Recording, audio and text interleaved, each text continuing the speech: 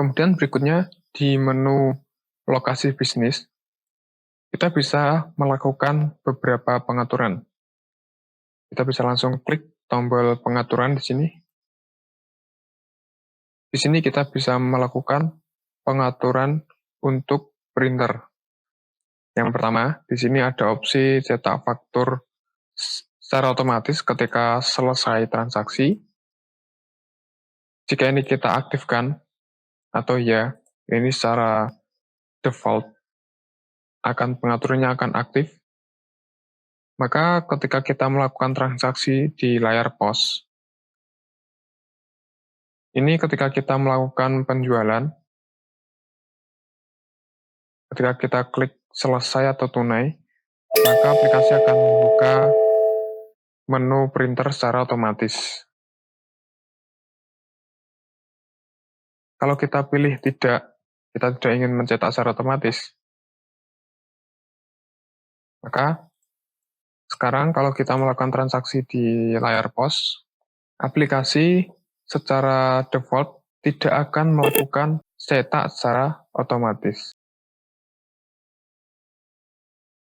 Nah, sudah selesai, karena kita tidak memilih untuk mengaktifkan atau kita menonaktifkan printer otomatis, maka sekarang aplikasi tidak melakukan cetak otomatis. Kemudian berikutnya di sini ada jenis printer. Secara default kita akan melakukan pencetakan berbasis browser. Ini tidak perlu dirubah.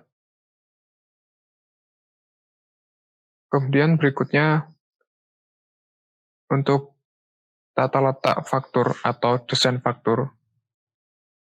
Ini berisi tentang bagaimana kita membuat desain faktur yang ingin kita terapkan di bisnis kita. Untuk pengaturannya,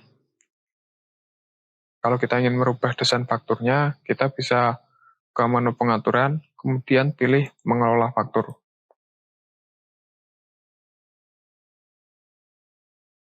Kita pilih di bagian tata letak faktur.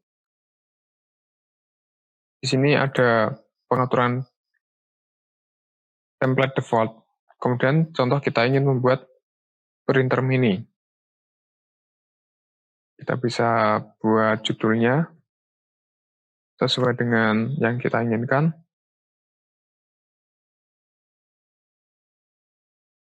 Contoh seperti ini. Kemudian untuk desain, kita pilih desain yang sesuai. Contoh di sini saya pilih untuk desain ramping 2, rekomendasi untuk printer resi seperti printer thermal ya, yang kertas 80 mili atau 58 mili. Kemudian di sini kita bisa setting juga jika kita ingin melampirkan atau menampilkan logo pada faktur, kita bisa upload gambarnya di sini. Kemudian kita bisa aktifkan untuk tampilkan logo faktur atau tidak.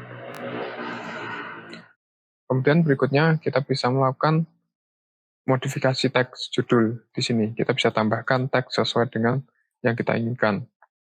Kemudian jika ingin menambahkan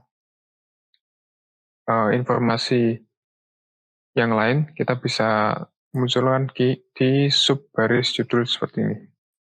Ada 5 subbaris judul yang bisa kita tambahkan.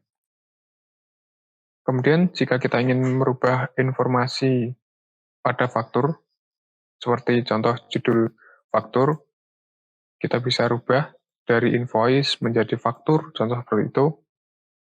Kemudian untuk informasi lainnya, kita bisa rubah semua. Jadi semua yang muncul di faktur kita bisa rubah di sini. Kemudian untuk menonaktifkan atau mengaktifkan tampilannya, kita bisa pilih di bagian checklist ini. Jika kita tidak ingin menampilkan, kita bisa hilangkan checklistnya. Jika kita ingin menampilkan, kita bisa pilih tampilkan seperti ini. Di sini semuanya kita bisa melakukan setting secara manual ya. Kita bisa custom sesuai kebutuhan.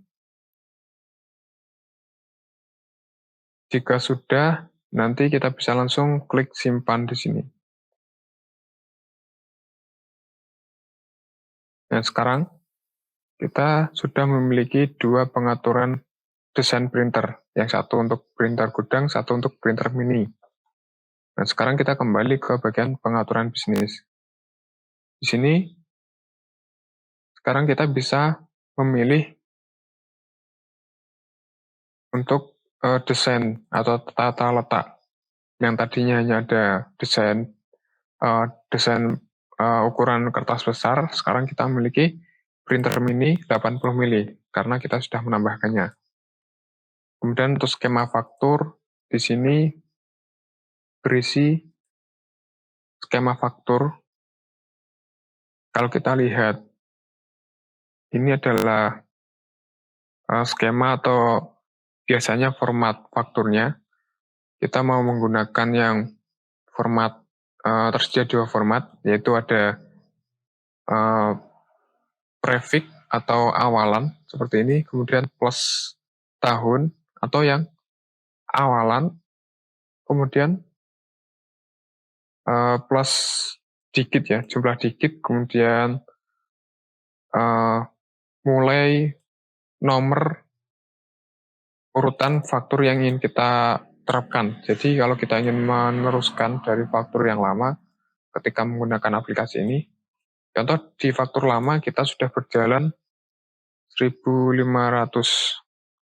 maka berikutnya kita ingin langsung menggunakan 1.501. Nah, maka secara otomatis nanti faktur kita di sistem akan mulai dari 1.501. Kemudian awalnya kita juga bisa berubah, contoh dari